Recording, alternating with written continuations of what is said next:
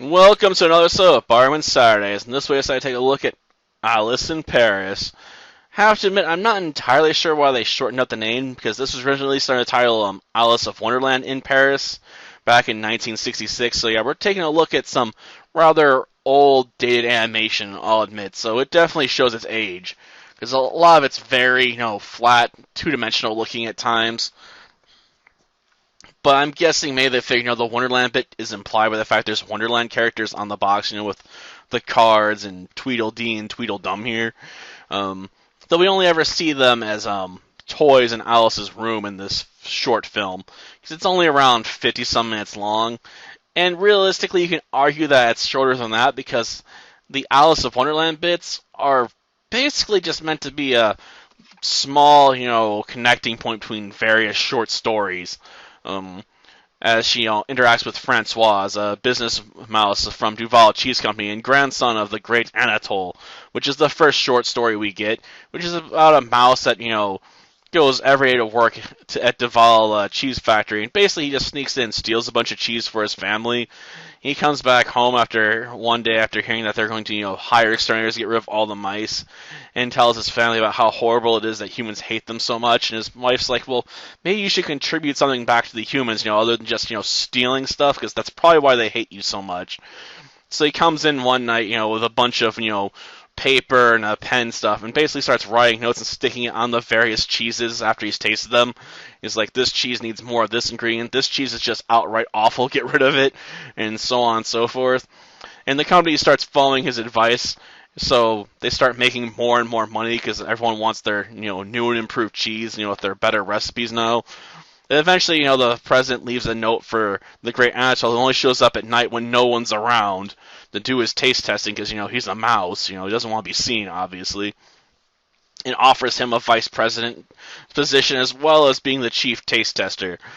And Anatole brings this letter home to, his wife and kids, and he's like, "I'm off to, get my position and my respect." So he shows up, and it's like, "I am the great Anatole, the master taste tester of cheese." And the president believes him after initial shock, that Anatole is a talking mouse, and tells his secretary to, tell the exterminators to go away because, like, we have the great Anatole here with us, a mouse. We can't just start killing all the mice. After all, he's our new vice president, so we need his help. So yeah, it's an interesting short story, I suppose. And I suppose one could argue it ties in to France because, France is famous for its cheese, with producing over 400 different varieties of it. So yeah, Francois, I suppose, can argue, he has a very impressive great-grandfather, who made the company tons of money by being an expert in cheese tasting. Though why Francois came all the way to apparently America in the film is beyond me. At least I'm assuming Alice of Wonderland is American in this film because she likes cheeseburgers, and that usually is very stereotypical of Americans. It seems like in most shows I've seen. I remember in Pokemon when they were doing the 4Kids dub, they'd sometimes mention cheeseburgers quite a bit, which was definitely bizarre, but I guess it's a very American thing to put cheese on a burger. I'm sure other countries do it too, but Americans seem to be far more fond of them somewhat, based on, how people seem to dub shows around here. Then we have a short section where Alice gets shrunk down by a special cheese that the factory's made using the magic mushrooms from Wonderland. How they got them is beyond me. Alice does offer them near the end of the film to bring more, considering that the effects wear off a bit too soon. She almost gets trapped inside a mouse hole. But they head to France and end up, near Madeline's house, or next door, I guess, the ambassador's house. They go into a Madeline story about, Madeline and the Bad Hat, which is about the Spanish ambassador's son being an absolute, terror to all the animals in the neighborhood and just being mean-spirited. And eventually, he gets his comeuppance, when he takes a cat around town in a sack to draw in a bunch of dogs. Releases the cat only for it to jump on his head, so all the dogs start attacking him as well. And, Madeline Company have to come to the rescue. And after he's like, "I'll turn over a new leaf," and he becomes an animal lover to such an extreme he starts letting out animals at the zoo. So Madeline has to step in and stop him before he releases the lion and gets eaten alive.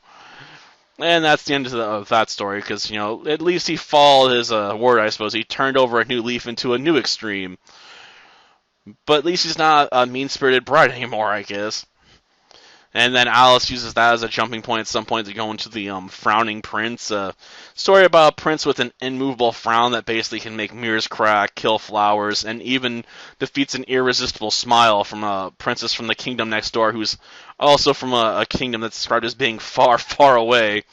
So Grand Wizard tells tells the king of the Frowning Prince, like, well, your kingdom's also said to be far away, so, this other kingdom, which is also, really far away, should be, next neighbors, right?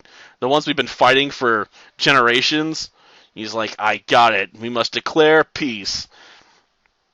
And they do, but yeah, the Frowning Prince doesn't give up his frown until everyone finally just admits, yes, he has an immovable frown. And this causes him to smile at people, just accepting that he did have an immovable frown. Yeah, I guess it's not very immovable if the only thing you have to do to defeat it is basically, yep, agree. That prince has an immovable frown. And he's like, I'm so happy people have recognized this that I'm smiling. Yep. Easily defeated. But yeah. Then we transition to them being at the cheese factory, and Alice is tasting the cheeses, and at one point Francois is like, she's eating too many of the wine cheeses, because she goes off on a short story about many moons, and a princess that, says she'll get better if she gets the moon. So, yeah, we then get through that story where the minstrel basically talks to her, and she's like, tells him the moon's like the size of her thumb, and made of gold, so he gets a necklace with the moon on it made, just a tiny gold necklace. And then he asks her later, like, how is the moon still in the sky? She's like, well, there's many moons. It's like flowers, it always comes back. And then we get a final story about Madeline and the Gypsies, where Madeline basically, spends some time with Pepito, the bad hat from the previous short story, because they're at a gypsy carnival.